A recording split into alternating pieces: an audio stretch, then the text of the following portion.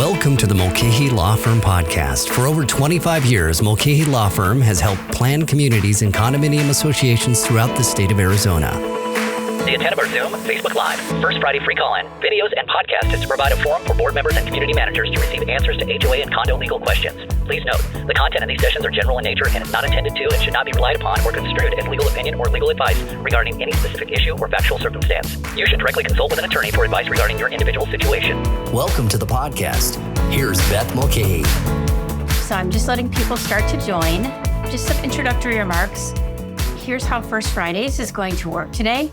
If you haven't already done so, please submit your First Friday questions in the Q&A box on Zoom or in the comment section on Facebook Live as soon as possible. Then I'll be answering all questions between now and about 10 or 10:30, depending on how many questions we have. First, some introductory remarks for those of you who I may not have met prior to today. My name is Beth Mulcahy, and I'm the founder and senior partner for the Mulcahy Law Firm in Phoenix, Arizona. Welcome to our firm's live First Friday event for the month of April 2025. Time is flying by. I can't believe this is our fourth First Friday for 2025. Just some background information on me. I started my firm in 1996, and I've been representing HOAs and condominiums in the state of Arizona for over 28 years. My firm currently represents over 1,000 planned communities and condominiums throughout the state of Arizona. And I also currently serve on my HOA board and have for many years. Just a quick reminder, submit your questions now if you're just joining us, and we'll be sure to answer them during this session. You can put them either on the Q&A box on Zoom or in the comment section on Facebook Live. And just a friendly reminder on the questions, we have a lot of questions today, over 50. So due to the large volume of questions that we receive, this opportunity today is one free question per association. If you plan on submitting a question live today during this session, you must include your name of your HOA or your condominium and your current role when you submit your question. Okay, let's just do a quick little summary of what's going on in the Arizona legislature. As you may know, the Arizona legislature has been in session since January of 2025. We're not going to go into detail on any of the pending bills right now. But we are going to be sharing a quick summary of the 2025 pending legislation with you on Zoom and Facebook Live. So take a look at those bills if you're interested in them. We do have two bills now that we're watching that have been sent to the governor. One was signed, as well as there's been a number of changes to House Bill 2442, which has been we've been watching very carefully. And actually, there have been a bunch of amendments to the House floor. So what I would encourage you to do is to take a look at the pending legislation sheet that we have. We're going to talk about just the one bill today that was signed by the governor, which I think is important for you to know about. Any other bills that are signed by the governor going forward, we'll be discussing during First Fridays or during our monthly Neighborhood Services HOA Academy, which is the third Tuesday of the month at 11 a.m. But just very briefly today, Senate Bill 1039 has already been signed by the governor. The title of this bill is Homeowners Associations, Meetings and Recording. And just the basic gist of this bill is that it requires that if a board records a meeting that is open to the members, so like an open session, so this would not apply to executive session, the board shall keep a copy of the recording for at least 6 months and make the unedited recording available to any member on request. And that was signed by the governor in Arizona on March 31st, 2025. Okay, so a couple other things, some housekeeping. Every month now going forward, we're going to really start our session with any bills that have passed and have been signed by the governor, so stay tuned. This is kind of like the busy season for legislative updates, so we'll continue to update these each month as we're teaching the two classes, the First Fridays, and then the third Tuesday of the month, Neighborhood Services HOA Academy. We will also be periodically updating you through our Mulcahy memo, which we send out at least once a week. It's an email that we send out about important developments in this area of the law and helpful tips. So if you aren't on the Mulcahy memo and you want to be, make sure that you email me at info@mulcahylawfirm.com and we'll make sure you're added to that distribution list. Okay, let's switch gears and talk a little bit about the questions that we have this morning. Looks like I'm just doing a quick check. Looks like we have over I'm not quite sure. I think it's about 39 questions. Let's see, but maybe there's more being added as I go. So let's start with our first question from an owner. Can the HOA enforce a 90-day provision that once a violation has been resolved, it will not be closed for an additional 90-day window? And if you have another, the owner incurs a second violation and increased monetary penalty amount, and the 90-day window is renewed again, leading to a potential third violation. And so that can result in a never-ending perpetual cycle of violations, which are incurring fees. So this is a really good question. We see this question come up when there's like a habitual offender, meaning that the person is like a trash can violation, or parking is really a perfect example of a habitual offender.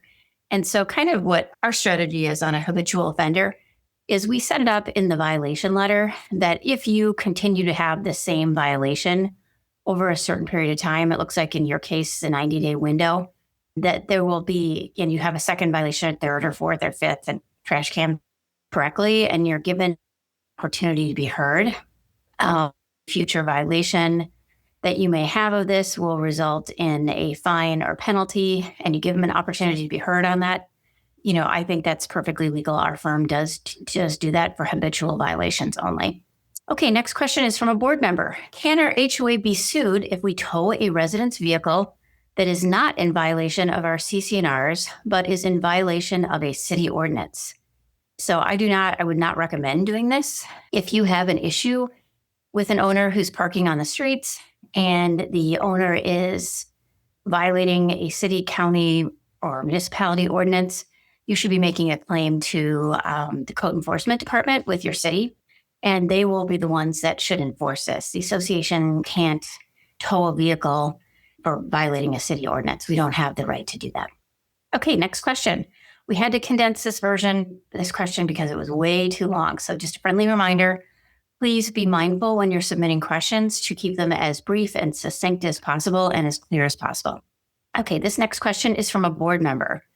Under Arizona Revised Statutes 33-1803, we read after notice and an opportunity to be heard. Question is, what does an opportunity to be heard in the context of a fine really mean here? Well, the legislature doesn't give us a lot of direction on this. And so basically what I would recommend is that every association does it differently. But I kind of like to have an opportunity to be heard, which is like due process. So this is the opportunity for the homeowner to give their side of the story. I really prefer to give them an opportunity to be heard in writing, whether it's by email or by US mail to respond back, versus having a hearing where the owner comes in person. In some cases, we do a hearing if it's like a really serious offense, or if there's so many things wrong with the property. Sometimes we'll do a hearing, but I'd say probably like 90% of the time, we just ask for the owner to respond back in writing within a certain number of days. The good thing about the law is it doesn't give us any direction as to what an opportunity to be heard is. So it really can be done any way. You can give them an opportunity to be heard by responding in email or by US mail or by coming to an in-person meeting, an open board meeting to discuss it. The legislature doesn't give us any direction on it, but all of those have been deemed acceptable.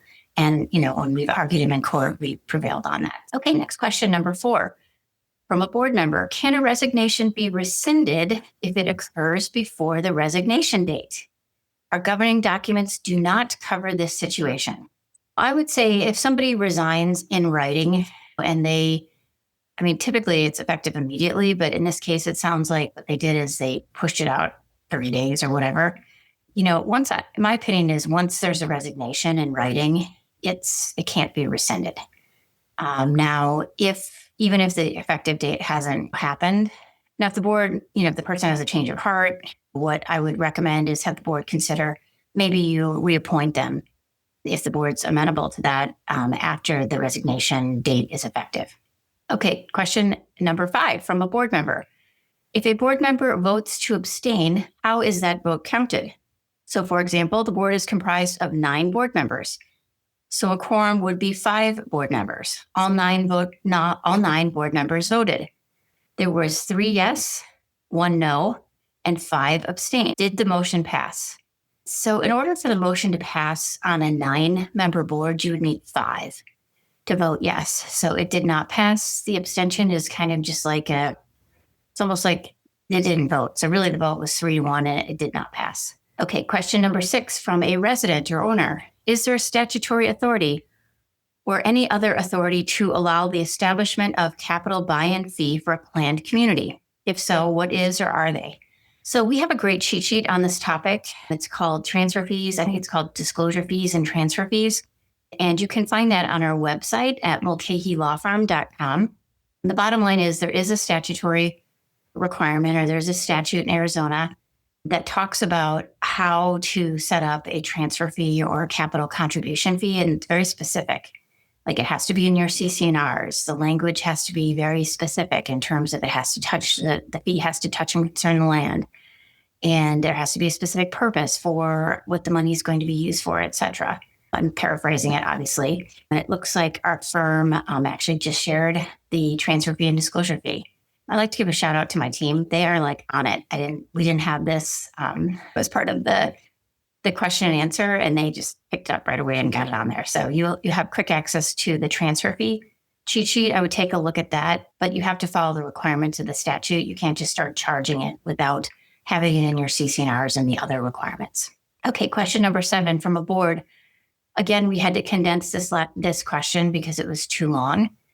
Does a gathering of all 3 board members with the landscape committee to review plans count as a board meeting?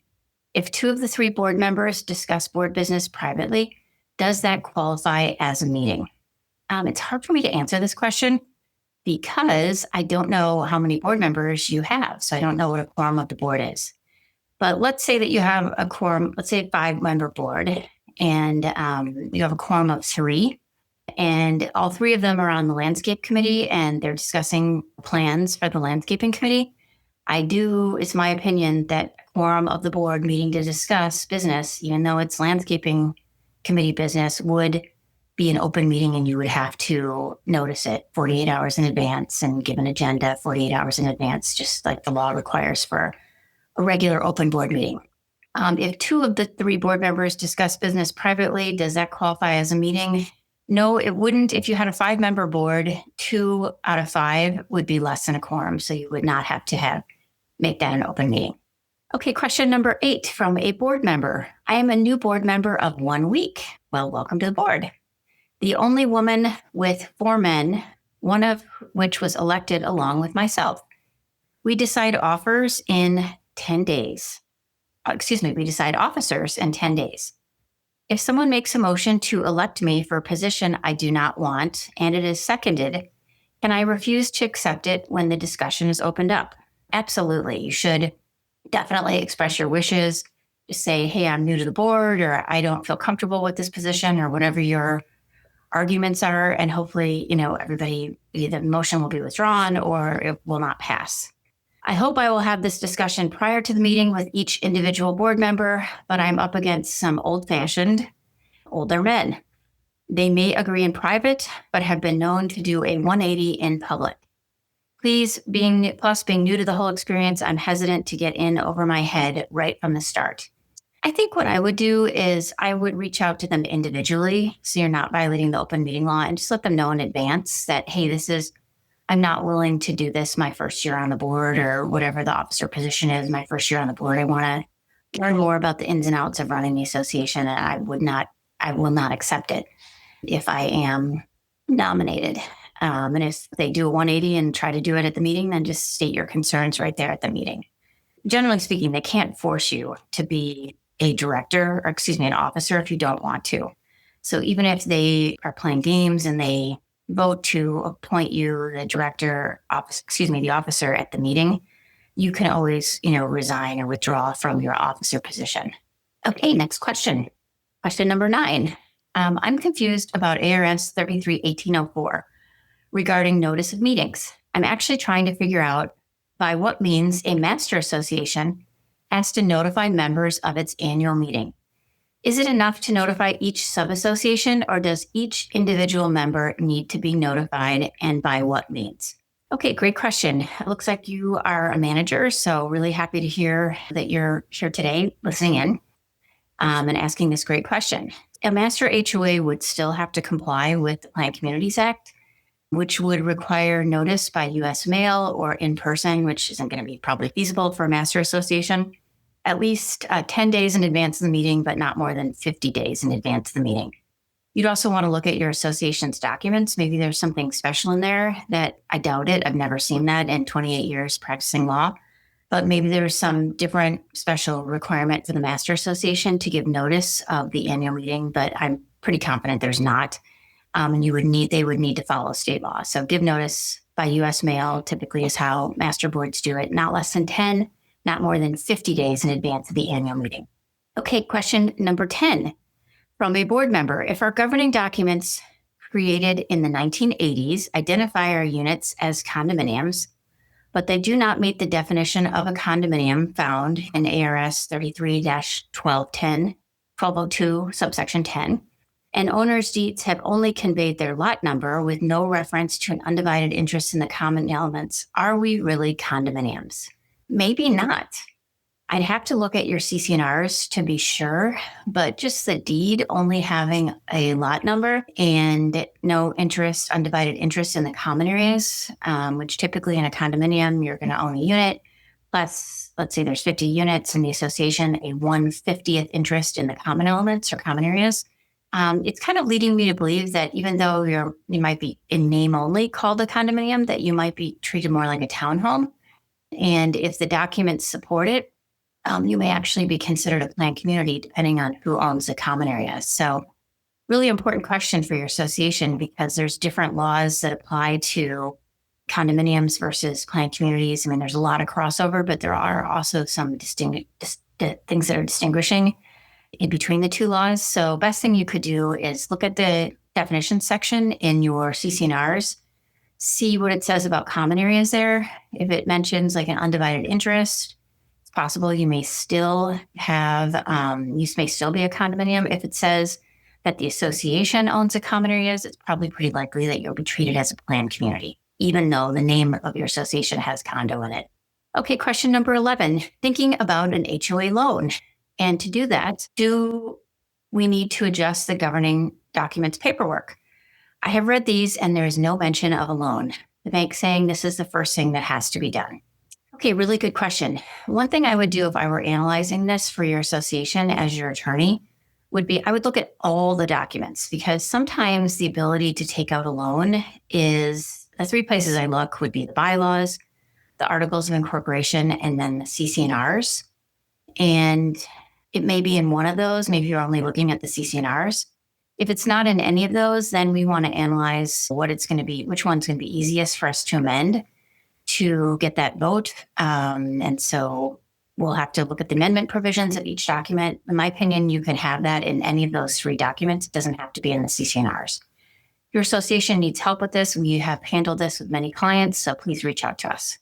Okay, question number 12 from a board member. It is our understanding that a sub-association can have additional architectural requirements that are more restrictive than the master association.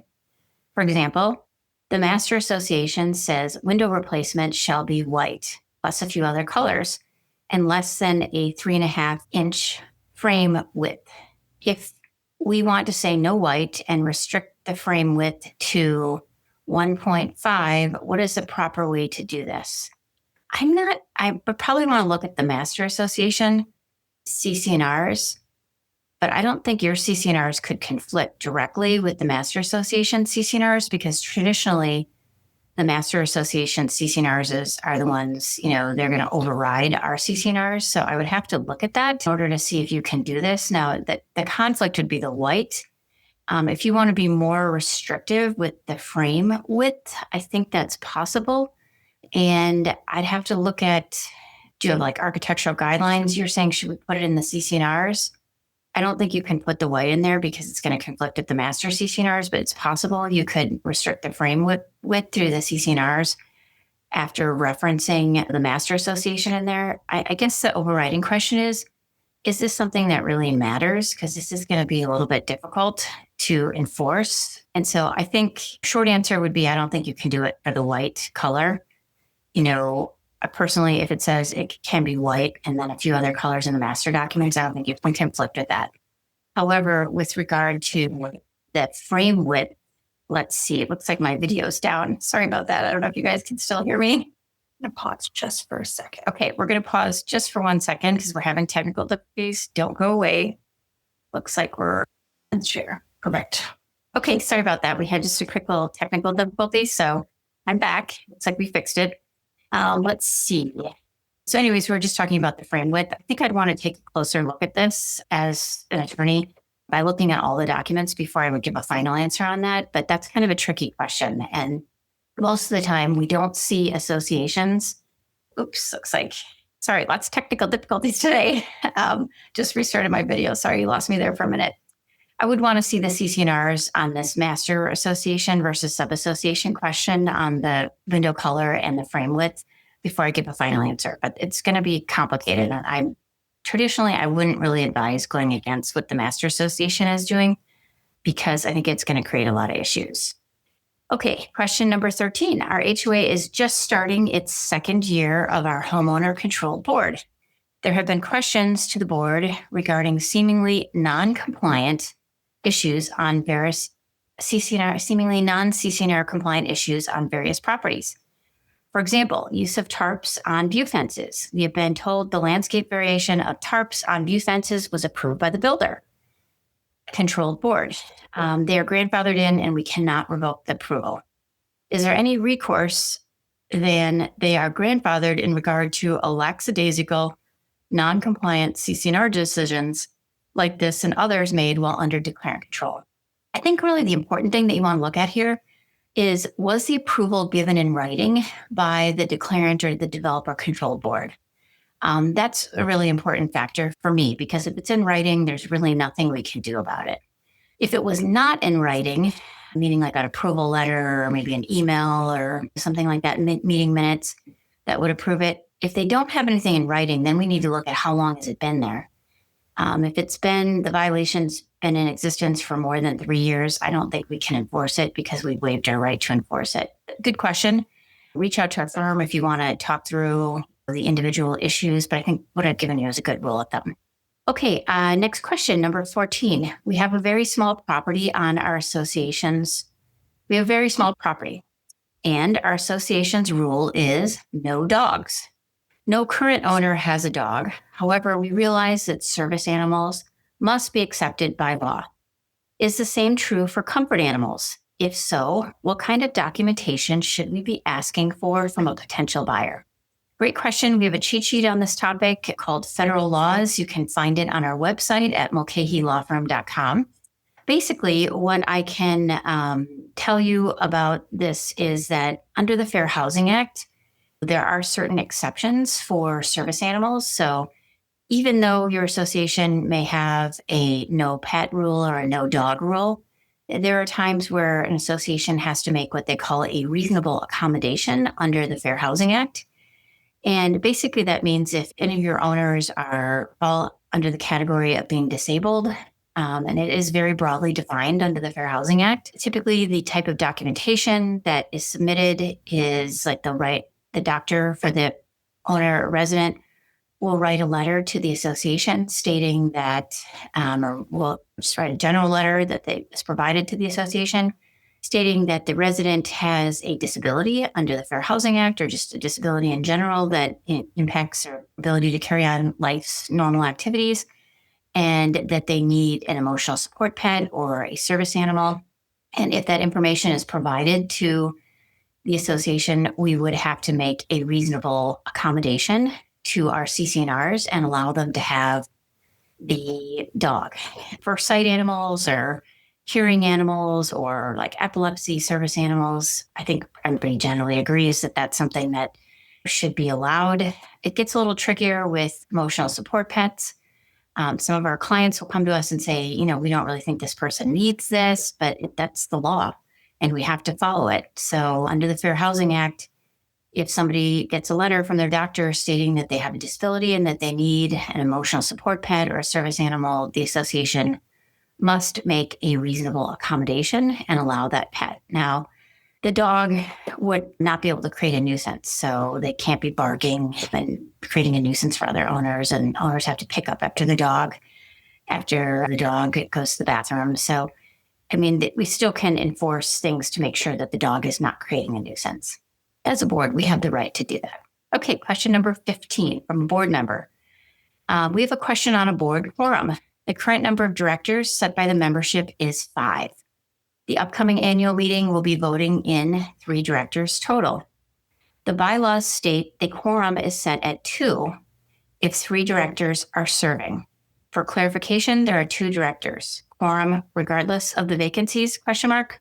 Okay, so if you have a 5-member board, according to your documents, and you're voting in 3 directors total at the upcoming annual meeting, the bylaws say quorum is 2 if only 3 directors are serving. For clarification, are 2 directors a quorum regardless of the vacancies? So that's a really good question. So if you're supposed to have 5 board members, according to your bylaws, a quorum would be 3, right?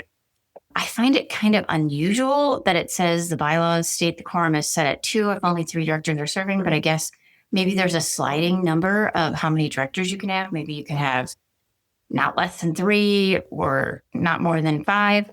And maybe if you're, have set it that we currently have 3 positions that are serving.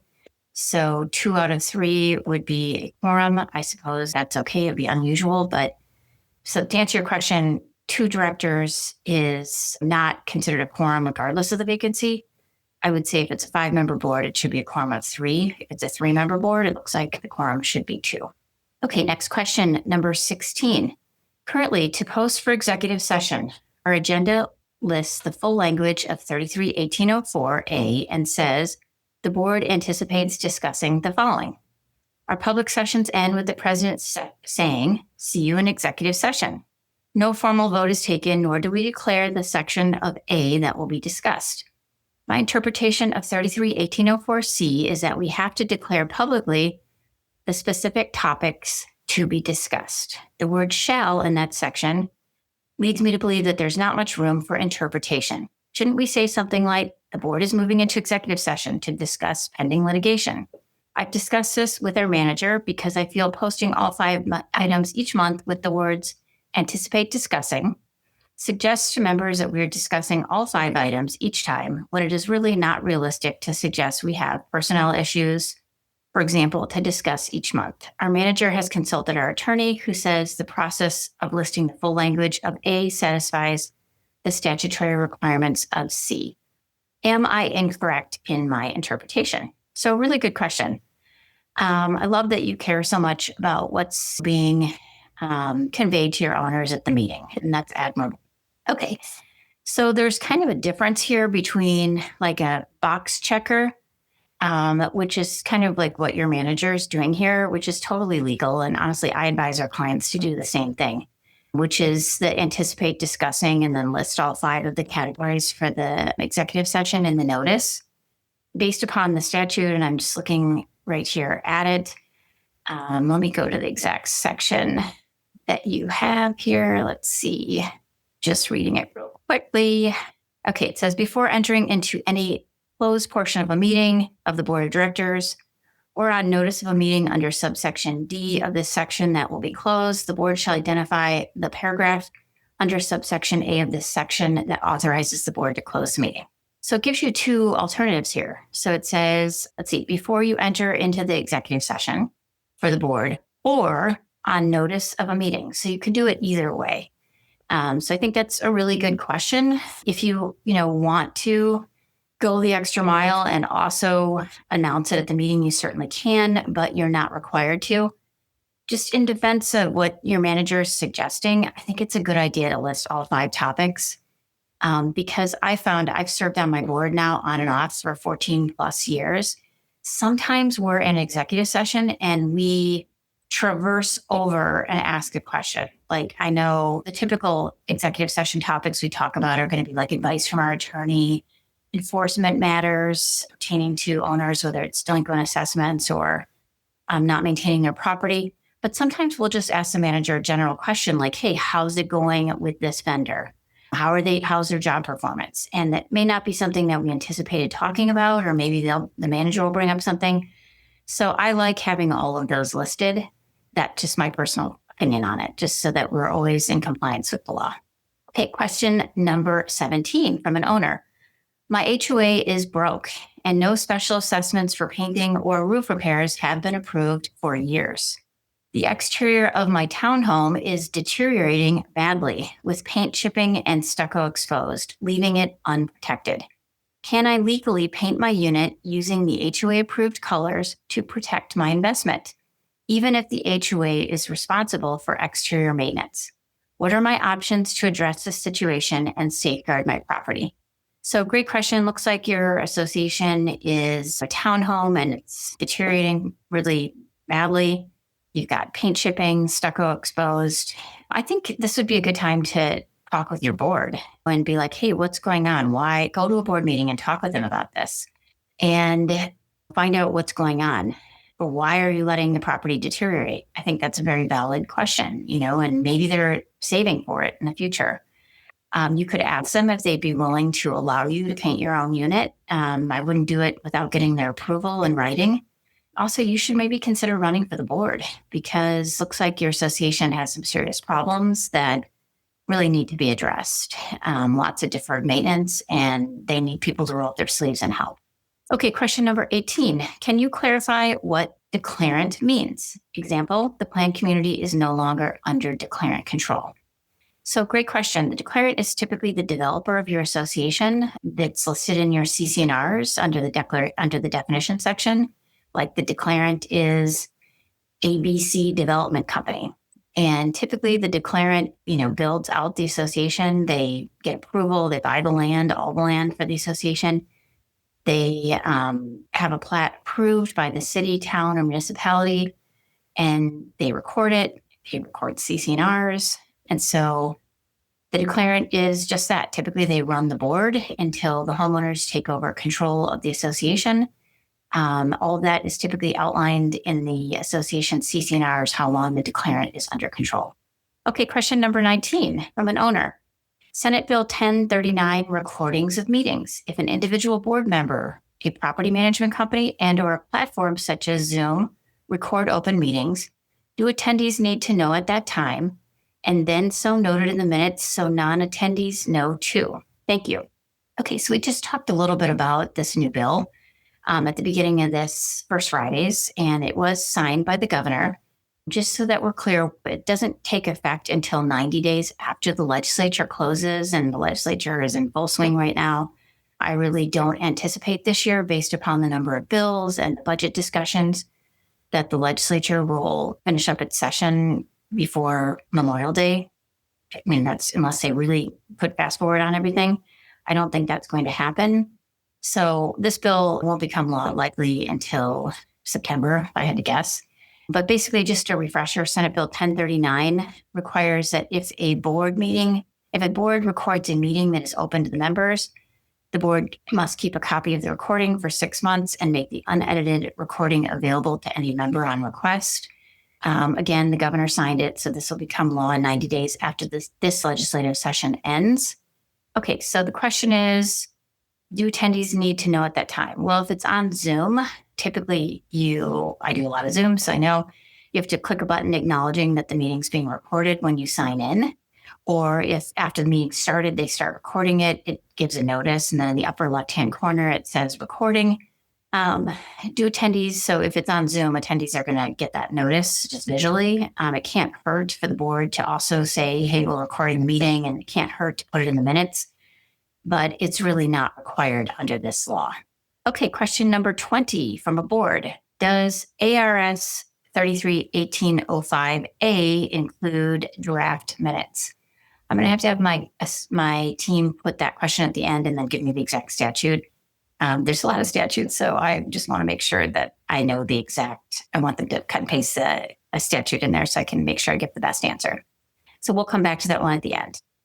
Okay, let's see. In 33-1803B, we read, after notice and an opportunity to be heard. Question is, does the board have to respect a homeowner's request to have this opportunity to be carried out in a regular session open to all members of an association?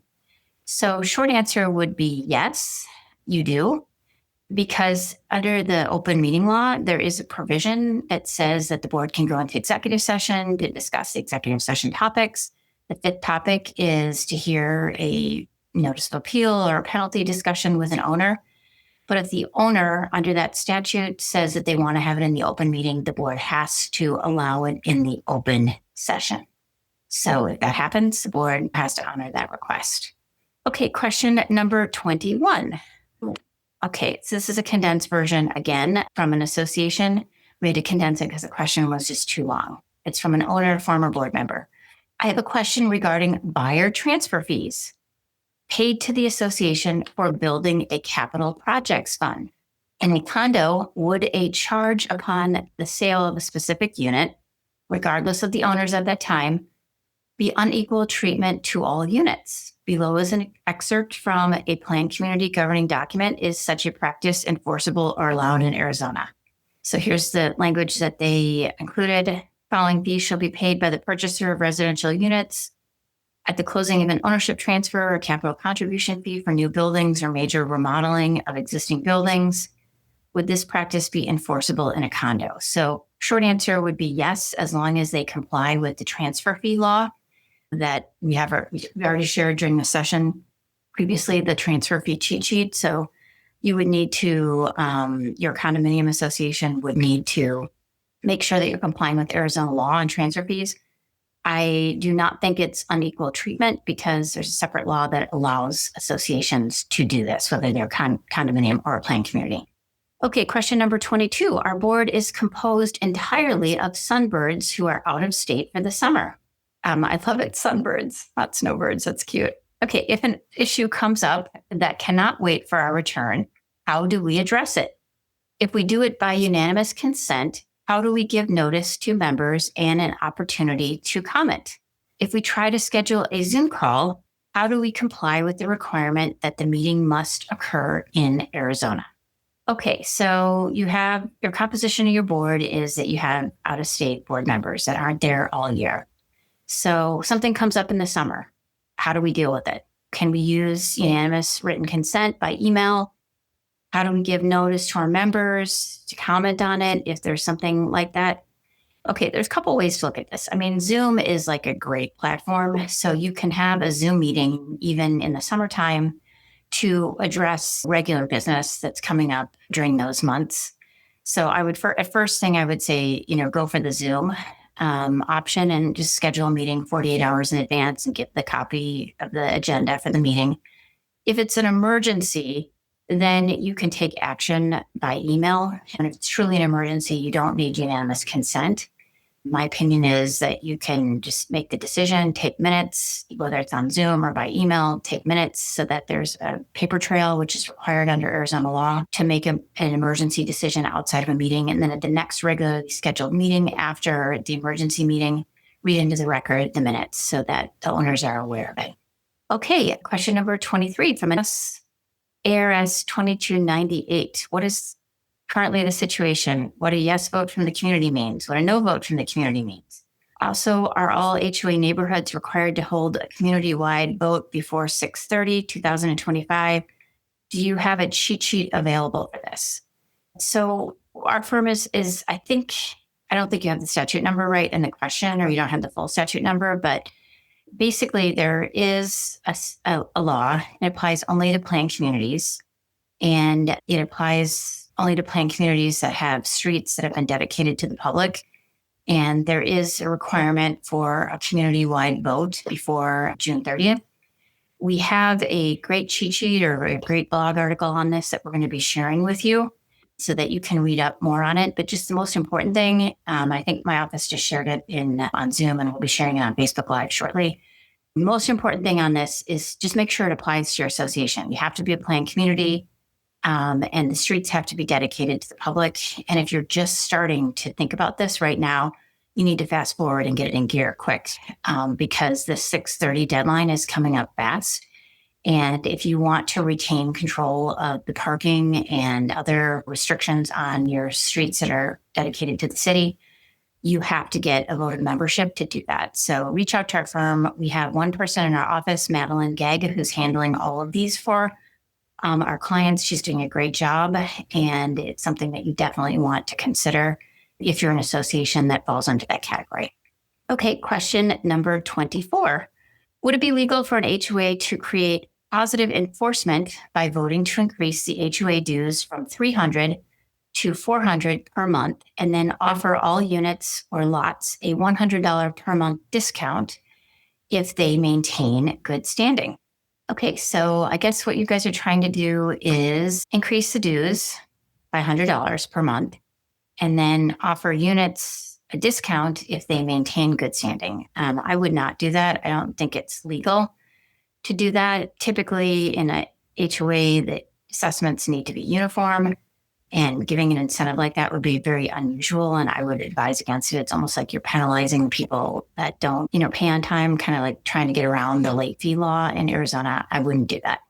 Okay, question number 25. I'm just going to do a check to see how many total questions we have so I can see if I'm at the halfway point. Oh, not yet. 61 questions today. I think my office is going to have to tell me that may be the highest number of questions we've ever had. I don't know. Maybe they can give me some feedback on that. Okay, question number 25. We've taken over managing a community where rules and CC&Rs were ignored or selectively enforced for about 10 years by the previous board president and the management company. The new board wants to enforce the rules properly, but is concerned that the long lapse in enforcement might prevent them from doing so due to a statute of limitations. Does such a statute exist, and can rules still be enforced if violations were previously ignored without written approval? So really good question. Glad you put that last part in there. So, it just depends on the violation. So there is a 6-year statute of limitations for breach of contract. So we only have 6 years to bring a claim against an owner for breach of contract, which would be like a breach for the CC&Rs, violating the CC&Rs. There also is a 3-year, generally speaking, a 3-year rule that if a violation has existed for more than 3 years, apologize for that you have waived your right to enforce because you haven't timely enforced it. So there's issues here. I think the best thing that you can do as a management company is to reach out to your attorney and talk through the violations. So if it's like a shed that's been there for 10 years, you're not going to be able to enforce it. If it's a parking violation, that's going to be like a new violation every time they park on the gravel or on their front lawn or in their front yard or on the street. So my feeling on this is that you probably would be able to enforce that one. So I think you have to look at it on a case-by-case basis. Okay, question number 26. Is there a requirement for the management to have a contract with the HOA? I'm told there is not a contract. So under Arizona law, there is no legal requirement to have a written contract with a management company. However, best practices would be to have one. Question 27 from a broker or owner of a management company. I'm curious how you interpret the 48-hour notice and agenda requirement in regards to an executive closed meeting of the board held immediately following an open session board meeting. The notice and agenda for the open session board meeting was disseminated to all owners, and the agenda stated that an executive closed meeting of the board would be held immediately following the open session in accordance with ARS guidelines. Do we also have to disseminate the agenda for the executive closed meeting? I would recommend that you do that, and it's just a great opportunity then to list either all 5 of the categories under the law for the executive session, or to list the specific sections that you plan on talking during executive session on the agenda. Okay, next question, number 28. I have requested from our management company the names on the deed for the 68 homeowners in our community. I was told they cannot provide that information as it has been not released by homeowners to share. They told me to go to the county records office for this information instead. Since it is publicly available information, can the management company deny my request rather than simply providing this public information that they have readily available? So it's my opinion that your management company is required by law to provide this to you. Under the Nonprofit Corporation Act, they are required to keep an owner's list. So they would be violating the law if they don't provide that to you, if you make, a formal written request for this information. Okay, next question, number 29. Can architectural reviews be approved via email? Example, homeowner submits to repaint the house. Colors match what was pre-approved. Board can say via email back to the management company that they approved the change, and management company can inform the owner. So, I guess, and this is from a board member.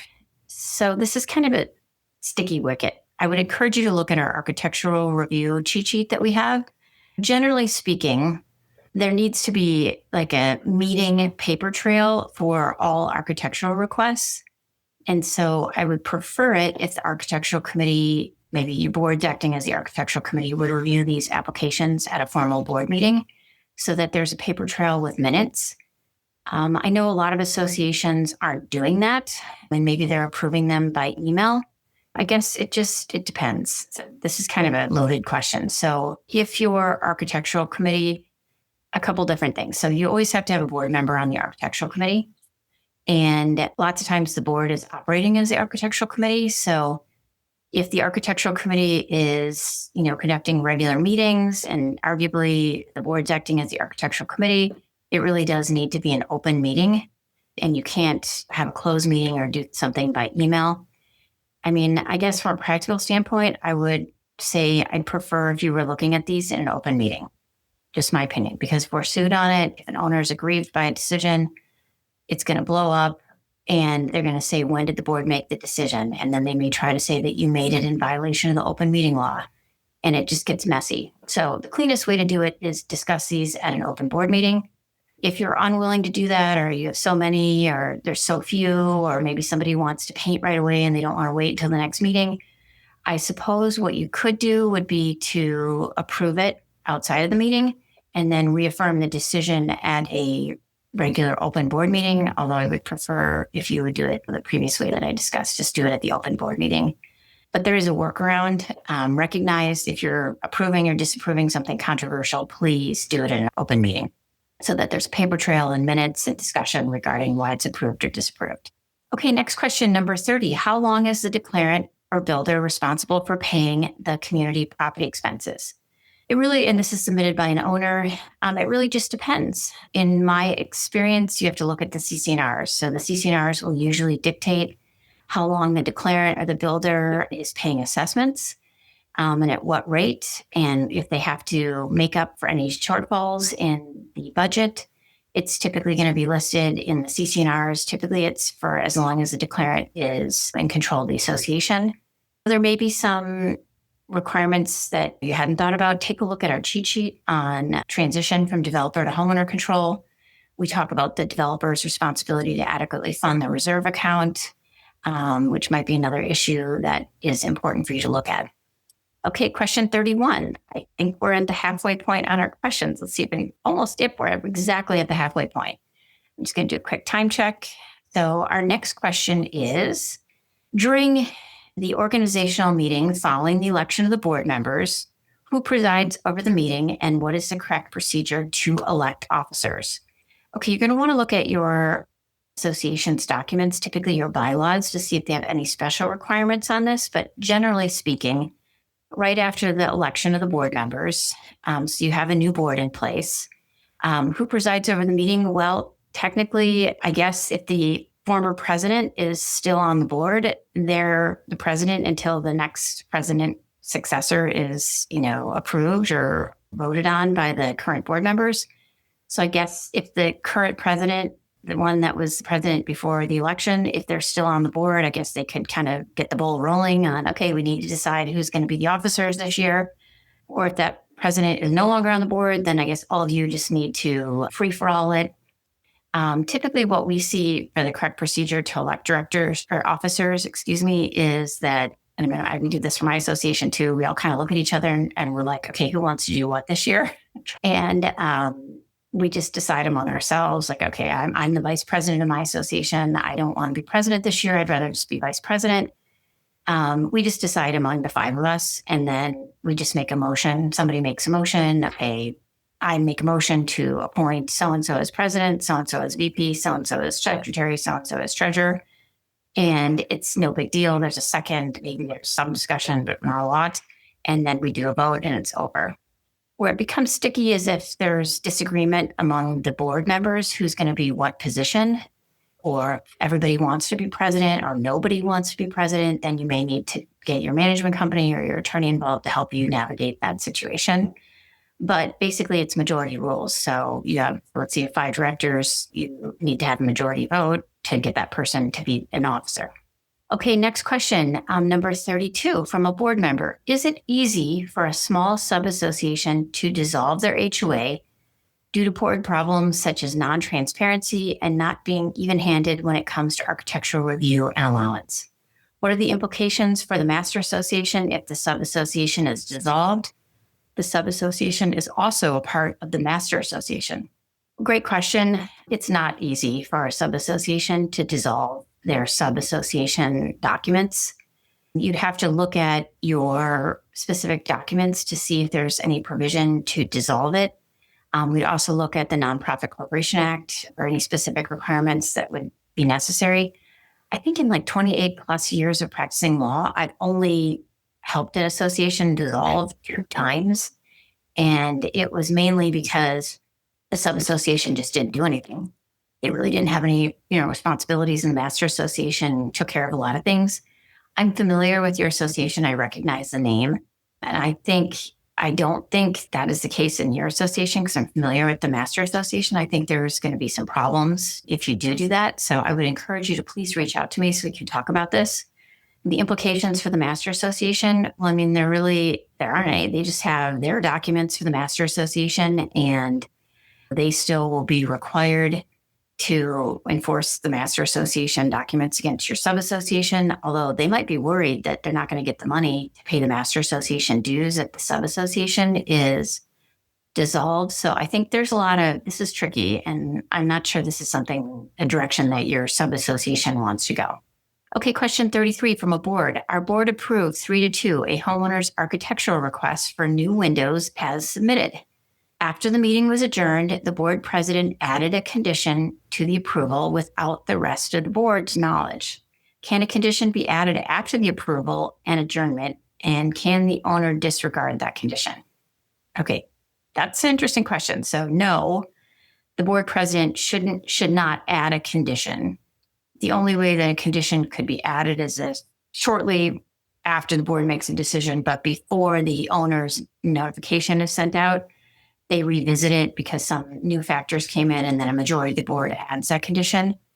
The board president apparently added the approval, condition, and now I guess the homeowner wants to disregard it. This is kind of a sticky wicket. I don't know if the condition is something that we just forgot, like maybe it was and they need to submit permits from the city for whatever they're doing. If it's something that's, minor and not substantial, I think it's probably not going to be a big deal.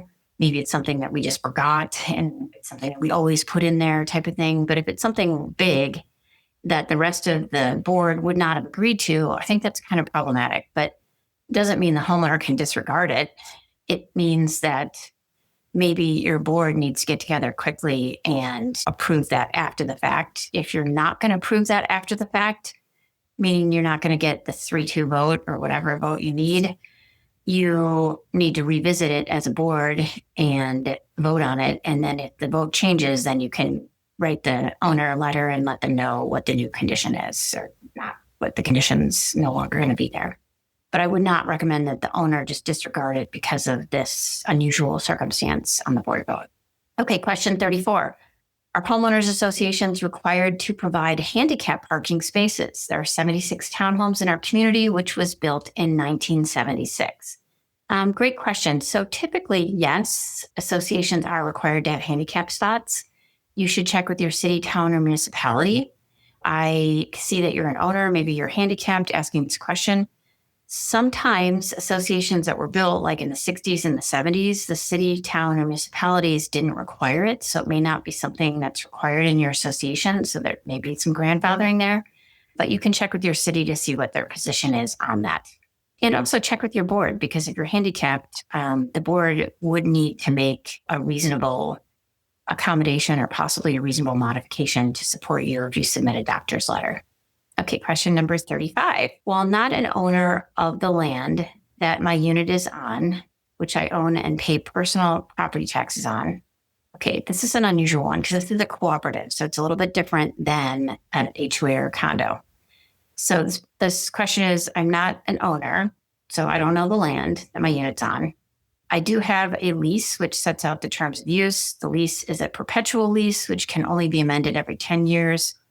There can be no verbal amendments. There's no restriction on yearly living, and the assessments are based upon the annual year.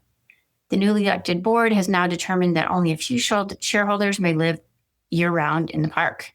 They have not amended the proprietary lease, which would require a supermajority, nor have they provided a reduction to season use assessments. Can they do this without amending the proprietary lease?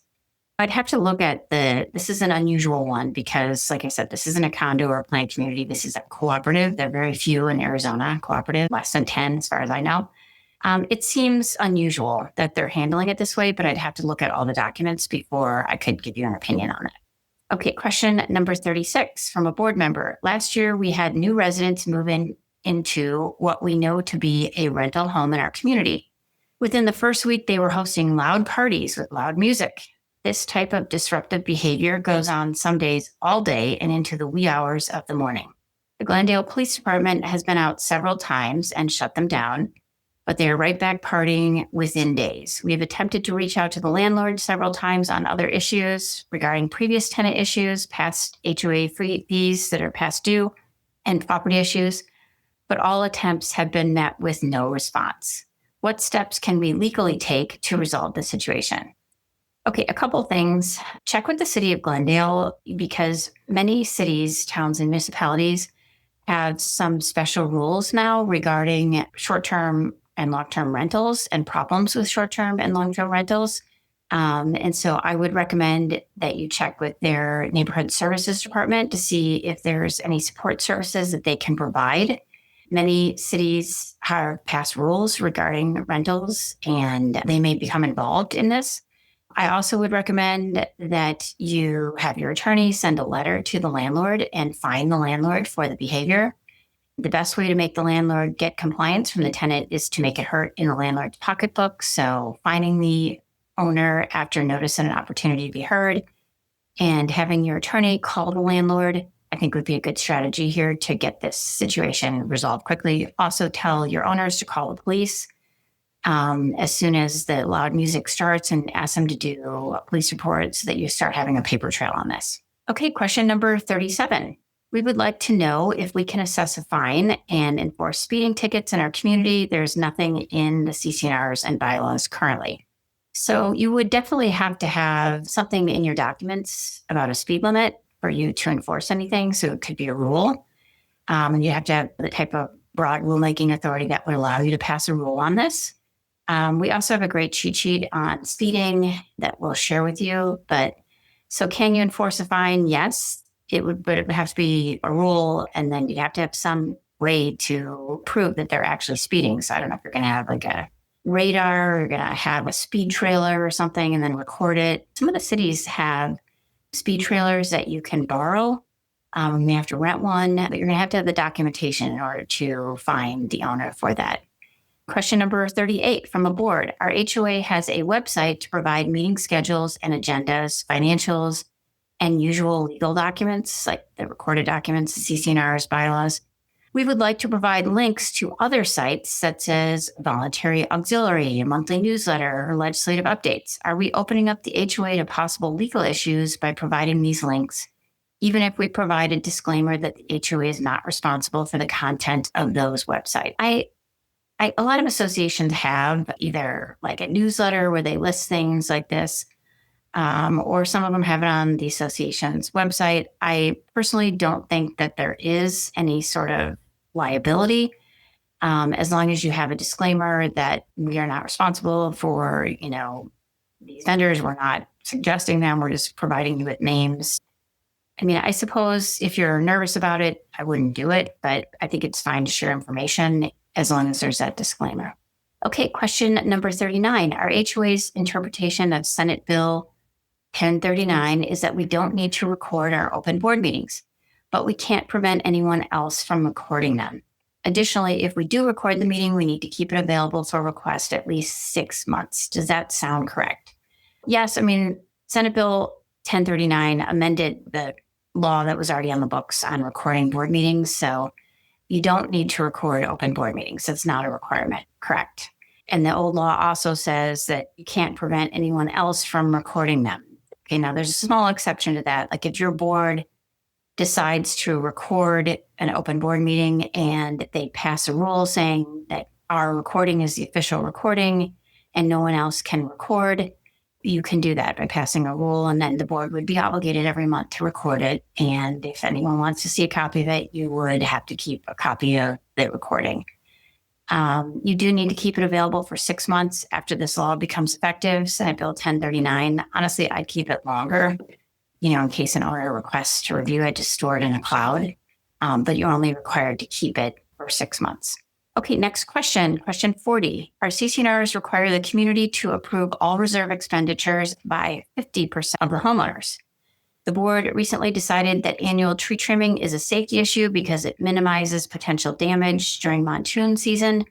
CC&Rs allow the board to access reserves without a vote to protect the health, safety, or welfare of one or more members of the association or the common area from imminent danger.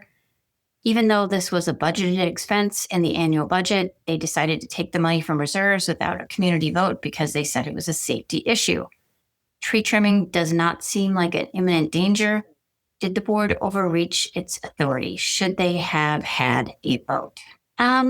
So I don't know the facts. I don't know if they have a letter from their something writing from their landscaper saying, hey, this really needs to be done because the monsoon season is coming up in 3 months and 2 or 3 months. And if this isn't done, it's going to be like a health and safety issue or someone, could get seriously injured. I also have some reservations about this being a reserves expense because this typically is not a reserve item. So I think there's some issues here. And I think your board probably does need to talk to their legal counsel to determine if what they did was correct. Okay, question number 41. Can a board decide to take out a loan to fund a capital improvement without a vote of the members? It really depends on what your association's documents say. Before you ever consider taking out a loan, you really need to talk with your attorney to discuss it, and they need to review your association's documents. Most, but not all, association documents do have a provision in there on the requirements to take out a loan. Sometimes it requires a homeowner vote, sometimes it doesn't. Just depends on what the documents say. Okay, question number 42. We had to condense this question because it was very long. How should a homeowner handle action against the HOA regarding false billing statements? Really, the best way to handle it and the fastest and least amount of hassle and anguish would be to send a letter to the board asking them to correct it. If they don't respond to the letter, go to a board meeting asking them to correct it. If they still don't do it, you've got certain remedies. You can go to the ADO, Arizona Department of Real Estate, and file a complaint there and have an administrative law judge look at this at a hearing. You can hire a lawyer. You can file a lawsuit. All of these are different remedies, but I would say first try to resolve it amicably. Okay, question 43 from an owner. Can our association legally put spending over $1 million and a large special assessment both on the ballot as one single yes or no question? Can both be included in this one yes or no answer, or should they be separate? So, good question. I guess, can you put a spending limit in your documents and a large special assessment both on the ballot? Yes. I'm wondering if you're thinking that this is conflicting. I'm not necessarily seeing the conflict based upon the question, but a short answer would be it appears yes, you can. I'd have to know. I'm wondering, can they both be included as one yes or no, or should be separate? I think that's the answer to the question. If you're putting it on the ballot, they should be separate. Okay, question 44 from an owner. Our HOA is under developer control. A request was sent to the manager and board for access to vendor contracts and invoices over 2 weeks ago with no response. What are the recommended escalation steps? As I understand, we have a right to this information per Arizona law. So you are under developer control. I would send it to the developer or the management company in writing and let them know that they have 10 business days to respond under Arizona law. If you want the statutory backup for that, go to our top 10 cheat sheet. I think it's number 10 on that.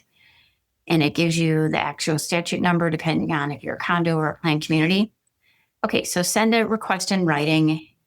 Let them know that, under the statute, they have 10 business days to provide it to you. If they don't provide it to you, I probably would escalate it by having an attorney write them a letter demanding the information. And vendor contracts you're allowed to see, but they can redact the amount that they're paying the vendor. So just know that up front. And invoices, I'm not exactly sure what kind of invoices, but those should be discoverable too. Now, if it's an attorney invoice, it may be tricky. You may not be able to see that if there's, privileged information in the invoice. Okay, question number 45 from a board member. We would like to interview our top property management company prospects. Can the board have discussions with them in an executive session? My opinion is no, that doesn't fall under the category of any of the 5 sections that you're allowed to go into executive session for. So this needs to be done in an open board meeting. Question number 46 from a board. We just had a director's election. Now we need to vote on positions. We know this has to be at an open meeting. However, can we do this procedure by secret handwritten ballot between the directors, or does it have to be open, just like a motion in a normal board meeting? ? Okay, so another question on this. So this must be something that's annual. I always call this time annual meeting alley because a lot of our clients are having annual meetings between January 1 and May 31st. So questions on after the directors are elected to their director position. We're going into the first meeting of the board after the annual meeting, and we're picking our officers for the next year. Typically, it's done in the open, is my experience, like I said earlier today. If you want to do like a secret hand ballot, I guess you could do that if you think it's something that you need to do for your association.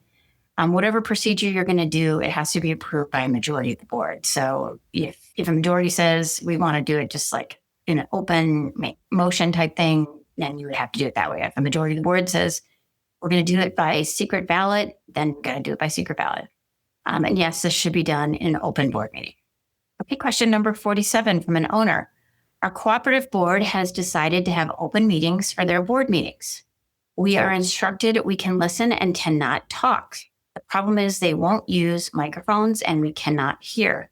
How can we get them to either speak up or use microphones? I think really what you need to do is just communicate to them your displeasure that you can't hear. And if enough people say that your board should be responding, or maybe you can get like temporary, I know just from meetings that I've been to, you can get like a little microphone that is attached to a receiver for a relatively inexpensive amount on Amazon. But you just need to communicate with them in person at the meeting, and by raising your hand and saying, hey, we can't hear you, or by writing a letter so that they take action on this. Okay, question 48. What is the thought of a member interacting with a contractor for the community while they are on the premises? What's my thoughts on it? They shouldn't be. Members at large, owners should not be interacting with the contractor, giving them direction or whatever. If they have an issue with the contractor, they should be submitting it to the board and let the board address it, or the management company and let the management company address it.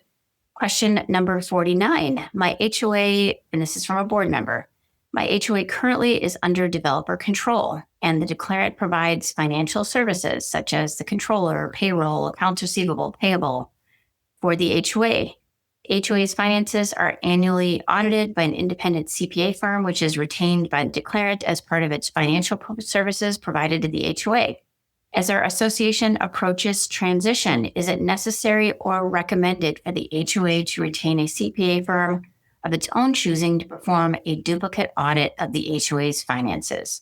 Or are the current third-party audits sufficient? The auditor should be independent. Typically, the audit is going to be paid for by the association, so double check to make sure you have your facts right on that. Like, it'd be unusual for the developer to pay for the audit out of the developer's contributions. So I'd get clarification on that. If the transition committee really feels that, the auditor was biased or didn't do a good job, you certainly have the right to get a second audit, a third-party audit, if you think that's something that's needed to be done, but probably unnecessary.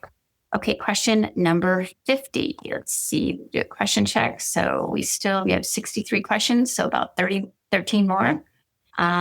Let's see. Question number 50 from an owner. A board member sent a petition around the complex to remove 2 other board members.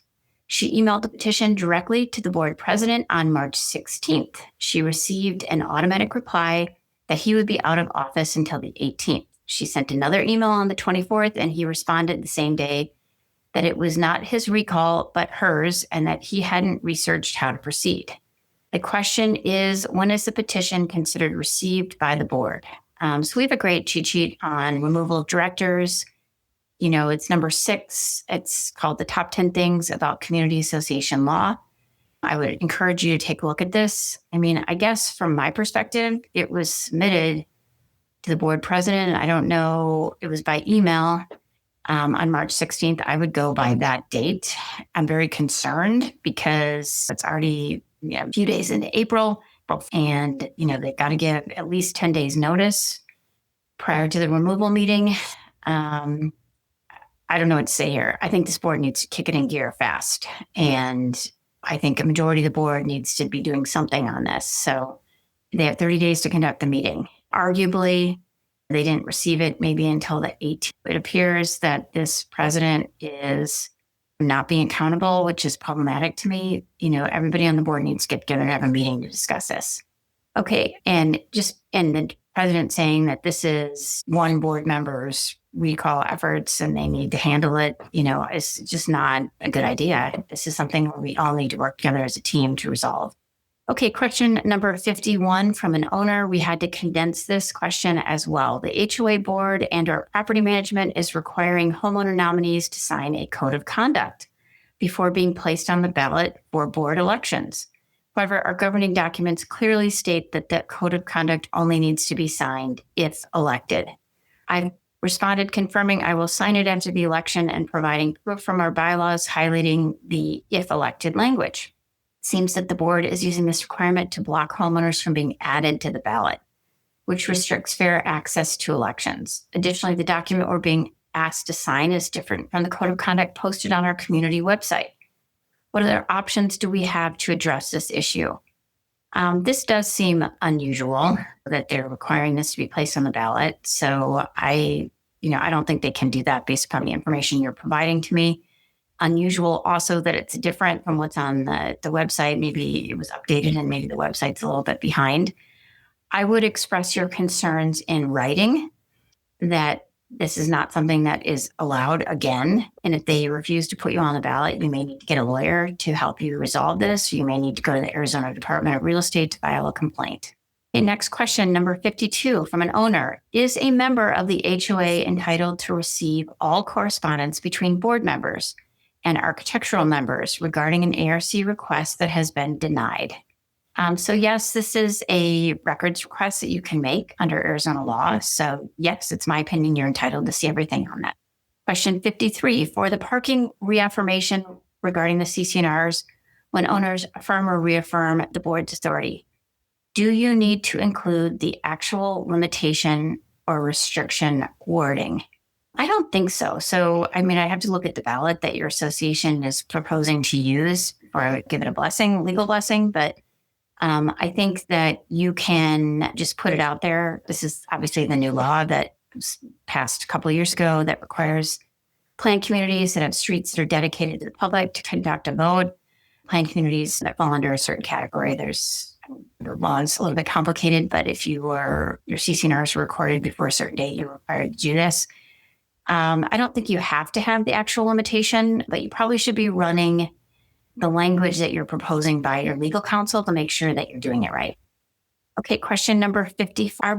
Is our board violating its fiduciary duty to homeowners by refusing to switch to a new management company that charges half the price and instead insist on keeping the current company, which costs more than the cheaper version management company, especially since this management company has no other clients and is controlled by the board's treasurer? Ooh, okay. Well, ultimately, the board makes a decision as to which management company they're hiring. Okay, so ultimately, the board makes a final decision. Are they violating their fiduciary duty by, hiring a management company that costs more? Not necessarily so. It's a little bit strange that the management company doesn't represent anybody else, any other HOAs or condos. and is controlled by the board's treasurer. There's some conflict of interest issues here. Did the treasurer, disclose any sort of special relationship with this management company? I mean, there's something definitely to be looked at here on that. But generally speaking, the board makes a decision regarding which management company to hire and which management company to retain. And you're raising some valid issues, which I think you should bring up with the board and ask for clarification. But, based upon what you told me, I can't tell you that what they're doing is illegal. I'm just saying, this is a little weird. Look into it a little more. Okay, question number 55. Is there an Arizona revised statute that requires an HOA to provide accurate, timely financials? There really isn't anything under the Planned Communities Act or the Condominium Act that specifically says the association has to have accurate or timely financials. I think it would fall, generally speaking, under the duty of care under the Nonprofit Corporation Act that the board is doing this, but it doesn't specifically say that. And if the board isn't doing that, you would potentially have a claim under the Nonprofit Corporation Act for, a violation of breaching their fiduciary responsibilities to the corporation by not doing this. Okay, question 56, Can a transfer fee for a capital fund be required upon the title transfer fee be established in the bylaws, or must it be in the CC&Rs? So according to the law in Arizona, and we already shared the cheat sheet on this, I think this is our third or fourth question on transfer fees, it needs to be in the CC&Rs, and it needs to follow the requirements of the law. Okay, question number 7. I am a board member. We have 3 board members. Can we email each other without violating the open meeting law? So 2 is a quorum when you have a 3 board member board, and you would be violating the open meeting law if you're emailing each other or having a private conversation with each other, just the 2 of you, because that is a quorum. So you're in a little bit of a sticky wicket. All your decisions need to be done during the open board meeting. Okay, number 8. Our HOA community borders a Phoenix Mountain Preserve where individuals frequently gather at night, creating excessive noise and occasionally discharging firearms. Despite numerous 911 calls, the police rarely respond. We've contacted our community action officer, city council, and parks department without results. What actions do you recommend to address this ongoing safety concern? I think a few things. I think that you should definitely be in touch with the city neighborhood services department and talking through this issue and the police. You probably need to go down and meet with your police precinct and talk about this because this is obviously a concern. You may want to consider hiring an off-duty police officer to patrol this area on evenings that, this is a problem. I mean, kind of the thing that worries me the most is the discharging of the firearms, because obviously that could be dangerous for the residents in your community. Sounds like a serious issue, and I think you need to talk with legal counsel about this, but continue to encourage the 911 calls. I would say go talk with your police precinct. Maybe your attorney needs to write a letter to the police department on this. I would get to know your city council members and ask for a meeting with them. Talk to the neighborhood services department at the city. All of these things would be good steps to move this forward. Okay, question number 59. From a board member, we recently held an annual board election at which time we did not meet a quorum. Are we to reconvene until a quorum is met in order to have a fair election? So it really just depends on what your documents state. If you didn't have a quorum at your first attempt for the annual meeting, is there a requirement in your documents to have another meeting? I don't know. Most don't have that requirement, but some have a provision that lowers the quorum requirement on the second attempt. And so to answer your question, are we required to do this? It depends on what your documents state. And it depends on whether you think you can actually get a quorum on the second try. If you decide not to have a second attempt and your documents, it doesn't violate your documents in any way, whoever is currently on the board would continue on for another year until the new board is seated with a valid annual meeting with a quorum and an election at that annual meeting with the quorum. Okay, number 60. How can an HOA use email for assessment billing? We want to save postage costs. So there is a law that was passed, I don't know, maybe 5 or 6 years ago that talks about assessments, and they're required to issue a statement to owners. So if you want to save on postage, because the law indicates that it needs to be sent by mail, you would need to have owners opt in to have that statement be sent to them by email. A good way to do that would be on your annual meeting notice ballot, your annual ballot for your annual meeting.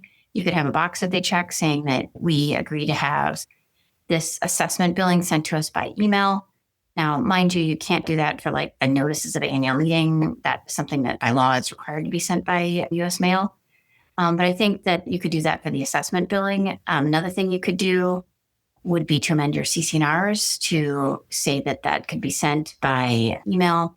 You probably want to talk to your attorney about what's best based upon what your documents say and what state law says to come up with a good strategy. Okay, we are down to our last 3 questions. Number 61, does ARS 33-1805 include draft minutes? So this is the records request law. It's a question we got at the beginning of the class, and I came back to it. If it's a books and record of the association, obviously, and it doesn't fall under the categories that can be withheld from discovery or disclosure to homeowners. Yes, I do think that draft minutes, if they're created, should be disclosed to members if they make a request for them. Just indicate on the minutes that they are draft and it's a record of the association. If it's a piece of paper or if it's on the computer as draft minutes, then yes, as long as they're complete. I do think that they would have to be disclosed if a member requests to see them. But if that's the case, just indicate clearly on there that they are draft and that they are subject to change until they're approved by the board. Obviously, executive session minutes would never be allowed to be disclosed under the statutes. Even if they're draft executive session minutes, those would not be discoverable by an owner. Okay, last 2 questions. Let's see. Number 62. From a board member. Immediately following our annual meeting, the board holds a special open meeting to elect the officers of the corporation. Can we use secret ballots to elect the officers? What is the best method of voting, given that some board members are concerned with the ramifications of not voting in the current president for another year? So this is like the 3rd time we've had a variation of this question today, which is great. It means that this is like a worrisome question. This would actually be a good topic for my firm, for Mulcahy Memo. So our board's just been elected. We're figuring out who the officers are going to be at an upcoming board meeting. And what's the typical procedure? We already talked about this a couple times today, that most boards just do, motion practice where they agree among themselves who's going to be what position. And, you make a motion in a second and then it's easy. But sometimes it's complicated. So it sounds like in your situation, you're worried about this, in that you don't want to have the current president be the president again. So if you want to use secret ballots to do that, you certainly can, but you'll need a majority of your board to agree to use secret ballots to elect the officers. Okay, question 63. Does Arizona HOA regulations apply to all HOAs, or is there a difference in which ones follow which? So actually, this is kind of interesting. It's submitted from a condo board owner. Okay, so first you just need to figure out which type of association you are. So some laws apply to both condos and homeowners associations. That would be the Nonprofit Corporation Act. And then some laws apply only to condos and some laws apply only to planned communities. So we have to figure out, what type of association you are so that you know which laws apply to you. If you're a condo, typically the thing that I look at is, do owners own a unit plus an undivided interest in the common areas? Probably means they're a condo, so they're going to be subject to the Condominium Act. In a planned community, generally speaking, if the association owns the common areas, and in that case, then it's considered a planned community and the Planned Communities Act would apply. Okay, great. We've had 2 months in a row with a lot of questions. Last month, we had 64 questions, and today we had 63 questions. So obviously, a lot of people are tuning in to ask questions and listen to questions. I guess we had over 190 today on Zoom, and many more joined us on Facebook Live. So really great turnout today. Thank you, everybody, for being here today. Another great thing to notice is that, we only had 63 questions today, but some people are logging on just to listen to us answer questions, which is amazing. Thank you so much for caring about your community and wanting to make them better. Okay. We have a number of upcoming classes this month. This is probably our busiest month of 2000 in terms of free virtual classes for associations. So we just want to give you a quick reminder about what's coming up. We have a 4-part mini-series in partnership with the City of Chandler. We just did the first class this week. So we have 3 more classes coming up on April 9th, April 16th, and April 23rd. And those classes are in the afternoon from 4 to 5:30 p.m. on Zoom. If you are interested in attending, you can just register on our website, or I think we're also giving you a link. And the topics we're going to be talking about in these Chandler HOA academies are how to select a management company, tips for dealing with vendors, nuts and bolts of contracts, and enforcement of CC&Rs, parking headaches, and HOA and condo finances.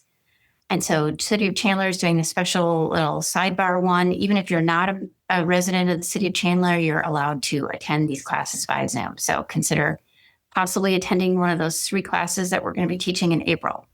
We also have our regular April 2000 HOA and Condo Academy class, which is our 4th class in that series this year. And that's going to be on Tax Day, Tuesday, April 15th. That class will be from 11 until 12 o'clock p.m. And it's going to be on Zoom and Facebook Live. We're going to be talking about vendor relations from hiring to firing on this class, giving you some effective strategies for bidding, contracting, selecting top-notch service providers, including management companies. We're also going to talk about how to deal with problems if you're having problems with your vendors, and when it's time to go, when it's time to fire them, or what to do if they fire you. So that's going to be really a great class on vendor relationships. That's it for our first Friday today. Thanks so much for being here today. Looks like we got through everything in an hour and 40 minutes, which is amazing. I hope everybody has a great April. Happy Easter, happy Passover, if this is the only time you're tuning in this month, and look forward to seeing you in one of our other 4 virtual classes this month. Take care, everybody. Have a great weekend. Bye. Don't forget, our free cheat sheets are available for download at mulcahylawfirm.com. Please go to iTunes or your favorite podcasting platform and leave us a rating and a review.